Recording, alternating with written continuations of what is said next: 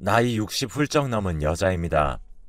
저는 어린 나이에 세상을 먼저 떠난 큰아들이 있고 아들 한 명만 남았었는데요. 이제는 그 남은 아들 하나마저도 없는 가족이라고 생각하고 살고 있습니다. 돈이 뭔지 부모 자식 관계마저도 이렇게 망쳐놓네요. 남편과 낳은 첫째 아들은 태어날 때부터 몸이 약해서 자주 병원을 들락거렸습니다. 남편이 큰 공장을 운영하고 있었기에 처음에는 병원비가 큰 부담이 되지 않았어요. 그런데 첫째 아들이 초등학교에 들어갈 무렵 아들은 피부 발진과 함께 고열에 시달렸고 저희는 수두에 걸린 줄만 알고 급하게 병원을 찾았습니다. 처음 갔던 병원에서도 수두라고 하길래 그런 줄만 알았었죠. 그런데 일주일이고 2주일이고 아무리 병원에 입원해도 낫지를 않는 겁니다. 남편과 저는 뭔가 잘못됐다 싶어서 아들을 데리고 큰 병원으로 갔죠. 그러자 큰 병원에서는 지금 수두에 걸린 건 맞는데 면역력이 너무 약해서 다른 사람들보다 훨씬 더 증상이 심한 것 같다며 조금 더 강한 약을 처방해 주겠다고 했습니다. 그 약을 먹고 나니 그동안 낫지 않았던 수두가 순식간에 나았습니다. 저희 부부는 겨우 한시름 놓으며 놀란 마음을 진정시키고 있을 때 아들의 몸에 멍이 한가득씩 생기기 시작했습니다. 어디 놀러를 나갔다 오기만 하면 온몸에 멍자국이 크게 서너 개는 생겨서 남편과 저는 아들이 어디 가서 괴롭힘을 당하는 줄 알고 아들에게 몇 번을 물어보았지만 아들은 아무렇지 않은 얼굴로 이 멍이 자기도 언제 생긴 건지 모르겠다는 말을 할 뿐이었습니다.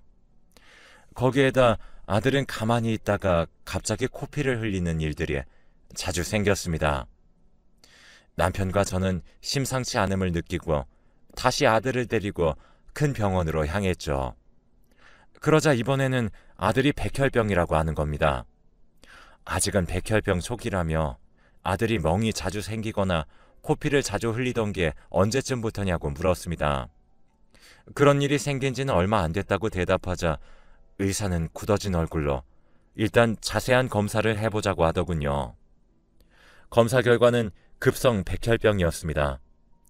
증상이 나타나고 병이 진행되는 게 너무 빠르다며 검사 결과를 보니 급성으로 판정되어 아들은 곧바로 병원에 입원해야 했습니다. 저희는 어린이집에서 돌아올 시간이 다 된 둘째도 있었기 때문에 저는 병원에서 첫째 아들 옆에, 남편은 둘째 아들을 데리고 집에 가서 짐을 챙겨오기로 했습니다. 아들은 이게 무슨 상황인지도 모르고 오늘은 여기서 자는 거냐며 집에 가고 싶다고 어리광을 부렸습니다. 그 모습을 보는데 어린애가 무슨 잘못이라고 이렇게 큰 병을 주는 건지 하늘이 원망스러웠습니다. 아들이 골수 이식을 받지 못하면 몇 개월도 버티지 못할 수도 있다는 의사 선생님의 말에 남편과 제 골수가 맞는지 검사해 보았지만 불가능이었습니다.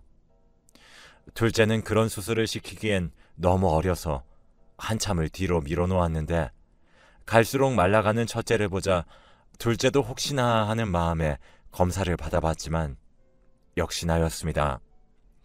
그래서 익명의 골수 기부자를 기다리는데 기적같이 아들에게 골수를 이식해 주신다는 분이 나타났습니다. 저희는 너무 기쁜 마음에 드디어 아들이 살 수 있겠구나라는 희망을 가졌습니다. 수술을 일주일 앞두고 수술을 위한 준비에 들어갔습니다. 아들의 모세포를 죽이고 이식자분의 골수를 받아들일 준비를 하는 거였죠. 그런데 수술 3일 전 골수 이식자가 마음을 바꿨다는 소식을 전해왔습니다. 남편과 저는 세상이 무너져 내렸죠. 이미 수술을 위해 준비하고 있는 과정은 멈출 수가 없었고 골수 이식을 받지 못하면 저희 아들은 그대로 죽을 수밖에 없었습니다. 의사 선생님도 그분을 다시 설득해 보겠다고 하셨지만 결국 그분은 마음을 다시 바꾸지 않았고 다른 이식자를 찾아볼 틈도 없이 아들은 수술 예정일에서 딱 일주일을 더 살다가 집으로 와서 자기 침대에서 잠자듯이 숨을 거뒀습니다. 매일 밤 아들이 세상을 떠날까 노심초사하며 남편과 저는 밤마다 아들에게 해주지 못했던 동화책 읽기도 해주고 그동안 많이 하지 못했던 이야기들도 했습니다. 아들은 이제 자기도 다 낳아서 태어난 거 아니냐며 그 다음 주에 놀이동산에 가자는 말을 할 때에는 남편과 저는 꼭 그러자고 겨우 대답했습니다. 그 약속을 했던 밤 저희가 잠깐 잠든 사이에 아들은 세상을 떠났습니다. 눈을 뜨고 차가워진 아들의 손을 잡는 순간 그동안 참아왔던 울음이 터지면서 아침부터 울부짖었습니다. 마음의 준비는 다 했다고 생각했는데 자식을 먼저 떠나보내는 건 아무리 준비해도 모자랐던가 봅니다. 도저히 아들의 장례식을 버텨낼 자신이 없어서 장례조차 제대로 치르지 못했습니다. 그런 저희에게 살아가야 할 이유는 단 하나, 둘째 아들이었습니다. 그동안 첫째가 아파서 제대로 신경 써주지 못했다는 죄책감과 하나 남은 아들이라는 생각에 남편과 저는 둘째가 해달라는 것은 모두 해주었습니다. 그런데 초등학교에 들어가서 담임 선생님에게 연락이 오더라고요. 둘째가 같은 반 친구들과 어울리면 매번 자기 멋대로 하려고 하고 다른 애들을 자기 아래에 두려고 해서 반에서 점점 겉돌게 된다면서요. 그 이야기를 듣고 저는 아차 싶었습니다. 저희가 둘째를 위해서 하는 일이랍시고 했던 게 결국 둘째를 망치는 일이었다는 걸요. 그 이후로 둘째가 해달라는 것은 다 해주지 않고 그 나이에 맞춰서 용돈을 주고 옷도 사치가 심한 것들은 최대한 사주지 않으려고 했습니다.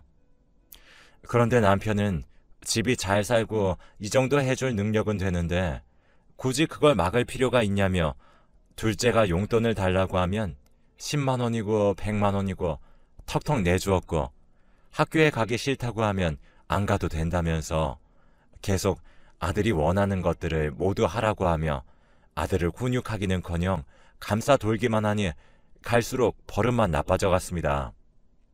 심지어 제가 막아봤자 매번 남편이 다 해주니 아들은 사춘기가 왔을 무렵에는 남편의 말만 듣고 제 말은 무시하고 들은 채도 하지 않더라고요. 남편에게는 계속 이렇게 아이를 키우면 안 된다고 말했지만 남편은 아직까지 첫째에게 많이 못해준 것만큼 둘째에게 잘해줘야 한다는 강박과 첫째가 아플 동안 둘째에게 전혀 신경 쓰지 못했다는 죄책감에 그 행동을 끊어내지 못했습니다. 둘째는 고등학생이지만 남편에게 오토바이를 사달라고 하기도 하고 친구들과 비싼 호텔을 잡아서 놀기도 했습니다. 그러다 보니 학교 공부에는 신경도 쓰지 않았고 그만큼 성적도 바닥을 기었었죠. 그러자 남편은 아들이 대학은 나와야겠다는 생각이 들었는지 아들을 영국으로 유학을 보냈습니다. 오히려 저는 저희가 같이 있는데도 안 한 공부를 혼자 영국에 간다고 공부를 할까라는 생각이 있었지만요. 남편은 그제서야 조금 잘못되었다고 느꼈는지 아들에게 영국에 유학 가서 3년 안에 대학교에 입학하지 못하면 이제 집에서 주는 돈은 없을 거라고 못을 단단히 박아두었습니다. 제가 말하면 할 수 있으면 해보라지 하며 비아냥거렸을 테지만 남편이 그렇게 이야기하자 조금 겁을 먹었는지 알겠다며 겨우겨우 3년 만에 대학교에 입학하였습니다. 그것도 지금까지 놀던 버릇이 어디 가겠습니까? 여기저기 여자들이랑 친구들이랑 파티하며 놀다가 3년째가 되어서야 겨우 허겁지겁 준비해서 어디 쉽게 들어갈 수 있는 학교로 들어간 것도 알고 있었습니다. 그 이후 아들이 학교를 졸업하고 계속 영국에서 살고 싶다고 했지만 남편은 군대는 다녀와야 하지 않겠냐며 한국으로 다시 들어오라고 했습니다. 아들도 처음에는 군대는 정말 싫다며 거부했지만 그래도 아버지에게 밉보이면 경제적 지원이 언제든 끊길 수도 있다는 걸 아는지 결국엔 꼬리를 내리고 한국으로 돌아왔죠. 아들은 결국에 군대를 다녀왔고 조금은 정신을 차렸을까 기대도 했지만 별로 달라지는 건 없었습니다. 제멋대로 취업이 안 되면 아버지 돈을 끌어다 쓰려고 하는 게 습관이 되어 있었고 그러면서도 자기는 그런 공장 같은 걸 운영하는 일은 없어 보여서 싫다고 남편 앞에서 멋대로 내뱉었었죠. 그래도 남편은 아들이 제대로 일을 배우고 해봤으면 싶었는지 아들을 데리고 공장을 비롯해서 경영을 가르치기 시작했습니다. 남편은 아들이 그래도 곧잘 이해하고 일을 잘하는 것 같아 보이자 2년 정도 아들에게 일을 가르치고 은퇴했죠. 그런데 그때부터 아들의 횡포는 시작되었습니다. 회사에서 어찌나 자기 마음대로 하는지 오래 일하던 직원들마저 아들에게 학을 떼고 그만두기까지 했습니다. 매번 사무실에서 일은 안 하고 여자며 친구들이며 불러들여 근무 시간에도 술을 퍼마시면서 회사 돈으로 술을 마시러 다니면서 격리부에는 알아서 메꾸라고 일주일에 한 번은 꼭 그랬다고 하니 직원들도 하나둘 회사가 망하기 얼마 남지 않았다고 생각하며 모두 퇴사하기 시작한 겁니다. 남편은 그 소식을 듣고 아들은 도저히 미래가 없다면서 저런 자식도 자식이라고 공장을 물려준 자신의 잘못이라며 공장을 모두 팔아넘기고 남은 돈의 대부분을 일하던 직원들에게 인센티브라는 명목으로 지급하고 다른 경영자에게 싸게 회사를 넘기는 대신에 일하던 직원들의 고용 승계까지 부탁하셨었죠. 단 한 사람 아들만 빼고요. 그 사실을 알게 된 아들은 저희를 찾아와 어떻게 이럴 수 있냐며 돈을 달라고 들어누웠지만 저희도 지지 않고 정신 차리기 전까지 우리도 아들은 없다고 생각할 테니 나가서 알아서 살라고 했습니다. 아들은 몇 날 며칠을 저희 집에 와서 때를 써도 저희가 꿈쩍도 안 차 소용이 없다는 것을 깨닫고서는 근처 작은 회사에 취업을 해서 일을 하기 시작했습니다. 그래도 남편에게 2년 동안 배운 걸 완전히 잊어먹지는 않았는지 일은 곧잘 해서 승진은 순식간에 하더라고요. 그래서 남편과 저도 조금 안심하고 있던 찰나에 아들이 결혼할 사람이라며 여자를 데려왔습니다. 며느리가 될 여자는 어찌나 성품이 고든지 저희 아들에게는 과분할 만큼 좋은 대학까지 나오고 일도 꽤나 번듯한 곳에서 하고 있었었죠. 그런 여자분이 왜 저희 아들과 결혼을 하려고 하는지 이해가 가지 않았는데 알고 보니 임신을 했다고 하는 겁니다. 그 소식을 듣고 저희는 배가 불러오기 전에 결혼식을 올리기 위해 부랴부랴 신혼집이며 결혼식장이며 잡아서 결혼식을 올렸습니다. 아들은 자신의 가정이 생기자 책임감도 생겼는지 회사 일도 열심히 하고 더 높은 곳으로 스카웃 받으면서 성실하게 살아가는 모습을 보여주었습니다. 그런데 이제 조금 행복하고 평화로운 일상을 보내려나 했더니 남편이 교통사고를 당해 중환자실에 입원하게 되었습니다. 병원에서도 남편이 거의 죽은 거나 다름없는 상태라며 산소호흡기만 떼면 바로 돌아가실 거라고 말했습니다. 남편은 첫째 아이를 잃은 이후로 혹시나 자기가 무슨 일이 생기면 자기 아들처럼 아파하는 사람들에게 다시 살아갈 수 있게 도움이 되고 싶다며 이미 장기기증을 신청해 놓은 상태였습니다. 그래서 저도 남편의 뜻을 받들어 남편의 장기기증 서류에 사인을 했고 남편이 뇌사 판정을 받자마자 빠르게 장기기증이 이루어졌습니다. 그렇게 남편을 보내고 나니 남편의 재산을 아들과 나누어야 했습니다. 원래는 제가 아들보다 더 많이 받아야 하지만 가정에 있는 아들을 배려해 반반으로 나누었습니다.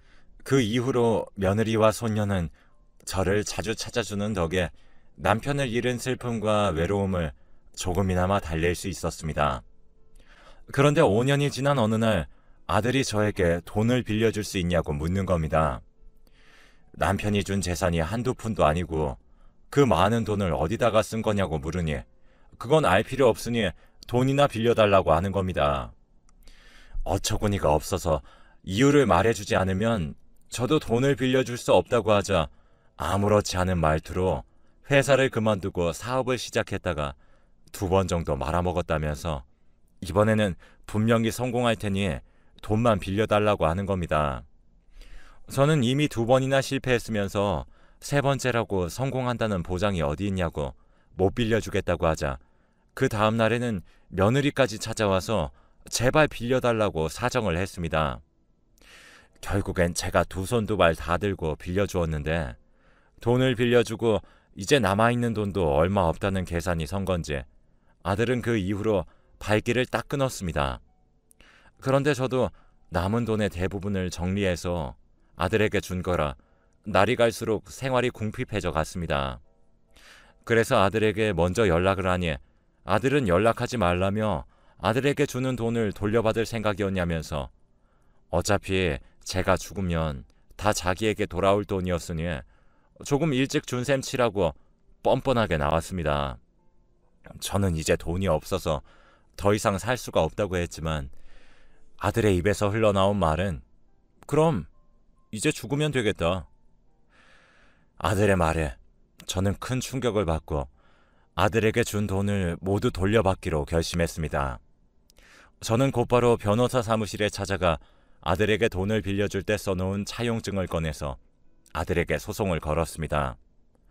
아들은 제가 이렇게까지 할 줄은 몰랐는지 차용증에 각서까지 쓰면서도 그 내용을 대충 읽고 넘겨버려서 잘 모르고 있었지만 각서의 내용에는 제가 생활이 어려워지면 그때부터 조기 상환을 시작하거나 저의 생활을 책임져야 한다는 부분이 있었습니다.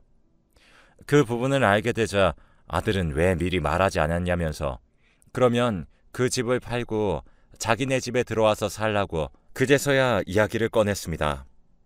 그 모습에 화가 절로 나서 그 집으로는 들어가고 싶지 않았지만 각서에 쓰인 조항 중에 하나를 자기가 지키겠다고 나오니 저로서는 별 수 없이 아들의 집으로 들어갔죠. 애초에 아들의 집에서 극진한 대우를 바라지도 않았었지만 저에게 정말 해도 해도 너무했습니다. 힘없는 노인이니 아들이나 며느리보다 훨씬 힘도 약해서 아들이나 며느리가 밀치면 밀치는 대로 밀려날 수밖에 없었습니다. 그러자 손녀도 저를 자기 아래로 보는지 저에게 이것저것 시켜 먹으려고 하더라고요. 그러던 어느 날 밤에 화장실을 가려는데 아들과 며느리가 조용히 안방에서 이야기하는 것을 엿들었습니다. 그 대화 내용을 듣고 오금이 저려 꼼짝도 못하고 그 자리에 돌처럼 굳었습니다. 그 내용은 제가 이제 나이도 있으니 어디 멀리 산골짜기에 두고 오면 여기까지 못 찾아오지 않겠냐면서 아니면 어디 연락도 안 되는 해외에 놀러 가는 척하면서 저를 두고 오자는 말을 주고받는 겁니다. 어떻게 자기 어미를 고려장까지 할 생각을 하더니 사람이라고 생각할 수가 없었습니다. 그날 이후 아들과 며느리는 저에게 살갑게 대하면서 어디 놀러 가고 싶으신 곳 없냐며 자기도 휴가 내서 어디 해외라도 다녀오자고 하는 모습에 저는 소름이 돋았지만 아무렇지 않은 척하며 좋아하는 척했습니다. 그리고 일주일 만에 어디 이름도 처음 들어오는 동남아의 도시로 여행을 떠났습니다. 저는 그저 즐거운 척, 신나는 척하면서 아들네 몰래 만반의 준비를 하고 떠났습니다. 그리고 아들과 며느리는 제 예상처럼 밤에 제가 잠이 든 사이에 제 옷까지 몇 개를 남겨두고 제 짐을 홀랑 모두 가지고 도망가 버렸습니다. 거기엔 제 여권도 있었죠. 하지만 저는 일부러 아들이 지져볼 짐에는 유효기간이 다 지난 여권을 넣어놓고 진짜 여권은 베개 밑에 돈 몇 푼과 함께 숨겨놓았습니다. 제가 잠들 때 음식에다 수면제라도 탄 건지 너무 깊이 잠들어 아들이 도망치는 소리도 듣지 못해서 아침에 정신을 차리자마자 헐레벌떡 베개 밑을 살펴보니 다행히 제가 숨겨둔 것들은 그대로 들어있더라고요. 그래서 저도 이를 갈며 곧바로 한국으로 돌아와 변호사 사무실로 찾아가 바로 소송을 걸었습니다. 하나는 제 돈을 돌려받기 위한 것이었고 하나는 노인을 해외로 버리고 온 죄를 묻기 위함이었죠.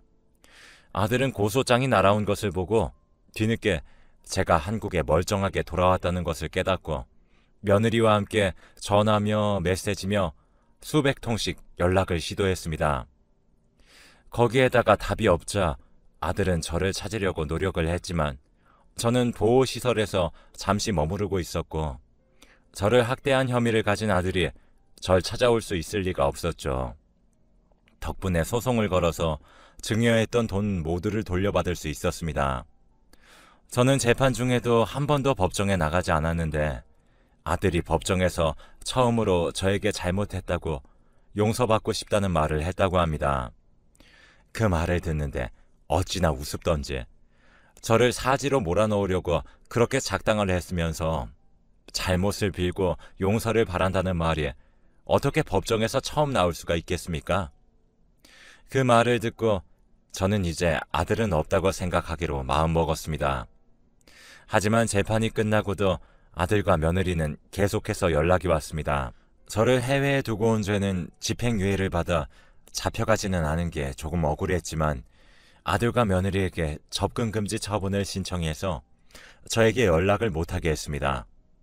그런데 아들과 며느리는 돌아가면서 모르는 번호로 문자를 보내왔습니다. 제가 준 돈이 없으면 사업이고 집안이고 다 쫄딱 망하고 빚더미에 앉게 생겼다며 한 번만 용서해달라고 했지만 저는 이제 아들이고 뭐고 가족은 없다고 생각할 테니 너도 그렇게 생각하라고 하고 더 이상의 답은 하지 않았습니다. 살면서 처음으로 아들이 저에게 용서를 비는데 참 인생이 허망하다고 느껴지더라고요. 지금까지 한 번도 듣지 못했던 잘못했다는 말을 고작 돈 때문에 이렇게 쉽게 하는 아들을 보니 제가 아들을 잘못 키운 건가 라는 생각을 하기도 했습니다. 그 이후로 아들은 돈이 없어서 여기저기 공사 현장에서 일용직으로 노가다를 하면서 세 식구가 겨우 입에 풀칠할 정도로만 살고 있다고 하더라고요. 그런 와중에 며느리는 아직도 사치 부리는 습관을 버리지 못해서 며느리의 씀씀이를 감당한다고 아들은 허리가 휘어진다고 합니다. 제 아들이지만 그렇게라도 당해봐야 돈이 귀한 줄 알고 남에게 상처도 주지 않을 테니 어떻게 보면 잘된 일이라고 생각합니다. 그리고 저는 그 일이 있고 난 후로 지방으로 내려와 조용한 시골에서 살고 있습니다. 이렇게 긴 시간 동안 평화로운 일상을 누리는 건 제 인생에서 처음 있는 일인 것 같네요. 가끔씩 아들에게서 돈을 빌려줄 수 없겠냐며 자기도 정말 많이 반성했다며 자기의 처지를 구구절절 늘어놓는 문자 메시지가 종종 오는데 일절 대답도 하지 않고 있습니다. 그 문자가 제 일상의 흠이라면 흠이네요. 남은 재산도 제가 죽으면 모두 사회에 환원하는 걸로 적어 놓았으니 아들에게는 아주 적은 유류분 정도만 가겠네요. 그 정도는 엄마로서 해주는 마지막 정으로 따로 다른 조치는 취해놓지 않았습니다. 이렇게 평화롭게 살다가 언젠가 남편과 첫째 아들이 있는 곳으로 가서 그동안 어땠는지 이야기나